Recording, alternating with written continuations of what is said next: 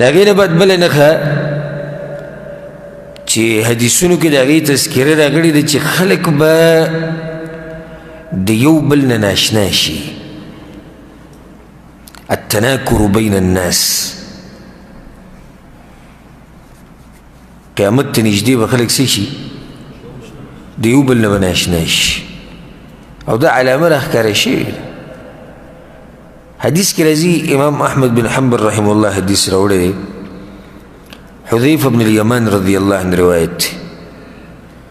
وسئل النبي صلی الله علیه وسلم عن الساعه د پیغمبر صلی الله علیه وسلم نه چا تپوس وکړو د قیامت په باره کې چې قیامت به کله راشي نو پیغمبر صلی الله علیه وسلم ورته جواب ورکړو چې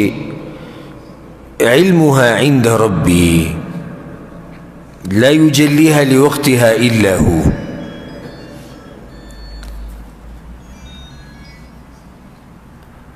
علمها عند ربي لا يجليها لوقتها إلا هو پیغمبر صلی الله علیه وسلم ورته ویل چې د هغې علم زما د رب سره دی قیامت به کله راځي الله ته پته ده ولكن أخبركم بمشاريطها زه به تاسو ته د قیامت علامات ذکر کم وما یکون بین یدیها او هغه څه به ته ذکر کم چې قیامت نه مخکې به راځي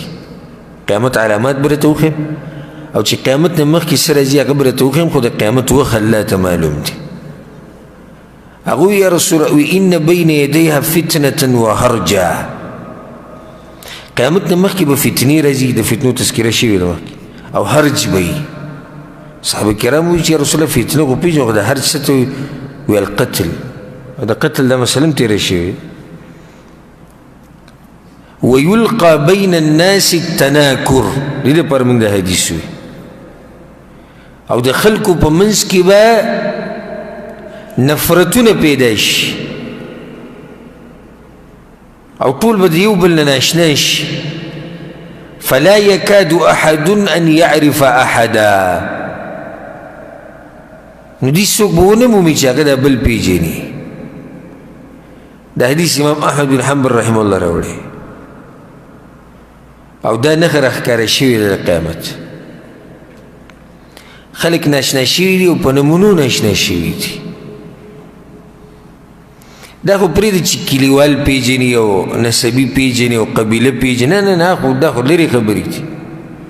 نږدې خپل خپلوان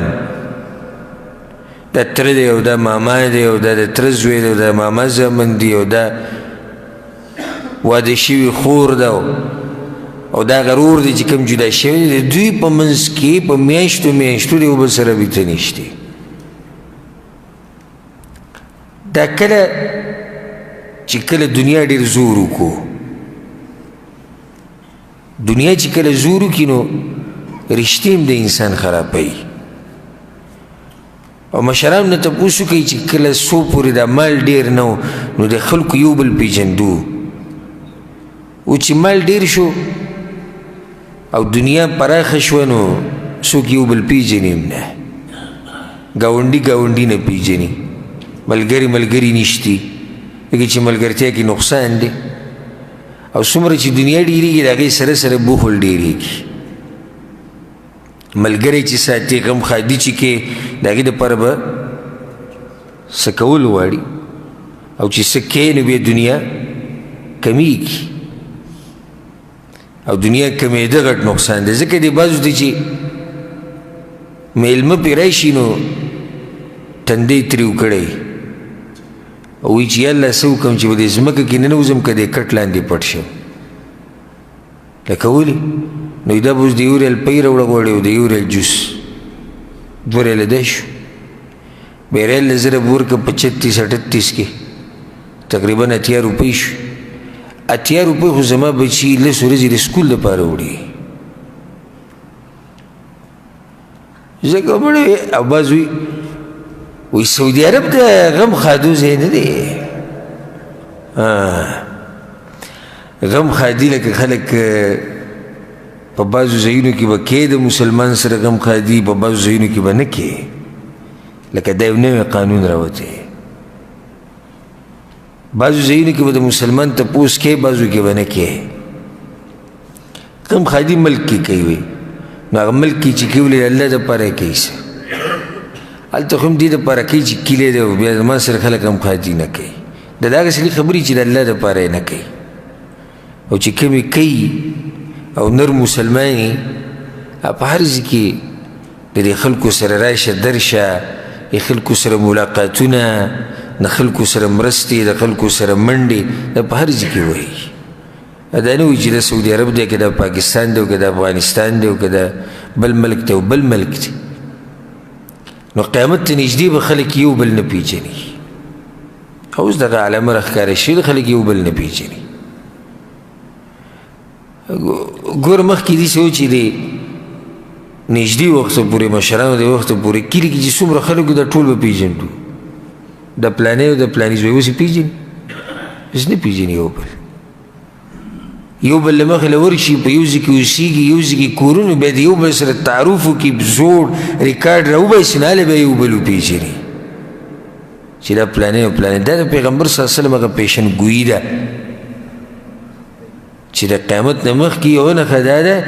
چې خلک به د یو بل نه ناشنا شي یو بل به نه پېژني لکه هر څه پرېږده دې درجې ته پکې بعض رسېدلي دي چې پلار زوی نه پېژني او زوی پلار نه پېژني څنګه یې نه پېژني داسې خو پېژني چې پلار مې دی خو تعلقات ورسره نه ساتي تعلقات نه ساتي خو نه یې پېژني که او داسې ووایي چې تو ته مړه هغه پلار دی داسې داسې ما ته به نوم نه یادی پېژنم هم نه یا زوی دی داسې دی پېژنم نه یا رور دی داسې دی مه یادوه پېژنم نه داسې به دا رشتې دړې وړې شي او هر سړي سره به خپل غمي چې بس زه او زه زه او زه بیم زرما او ټوله زما لکه چې پلار سره راشه درشه کې د هغه خواله ځې د هغه تپوس کې بیا به خرچه کول غواړي بیا د هغه حقوق به ادا کول ښه دا دی چې به ځې بس ظالمان څه وایي وایي د کومې ورځې نه چې د مور پلار مې پرېښودي دي غوږونه مې په ارامې شوي دي وایي او داسې وایي غوږونه مې په ارامې شوي او د کومې ورځې نه چې وایي په ارام ژوند تېرومه څنګه وایي نه د چا کره ځم او نه را کره څوک راځي داسې ژوند شو نه چا کره ځي او نه تا کره څوک راځي داسې ژوند شو څوک تا پسې نه راځي نو ته چې څنګه کې خلک پښتو کې وایي که نه وایي چې څه کرې هغه به ابرېبي چې ته نه کوې خلک هم نه کوي در سره او دغه شان به یې سپیره او سپک به ګرځي په یو ځای کې به دې عزت نه وي نه د الله په نظر کې او نه د مخلوق په نظر کې نو دویمه نښه څه شوه خلک به د یو بل نه ناشنا شي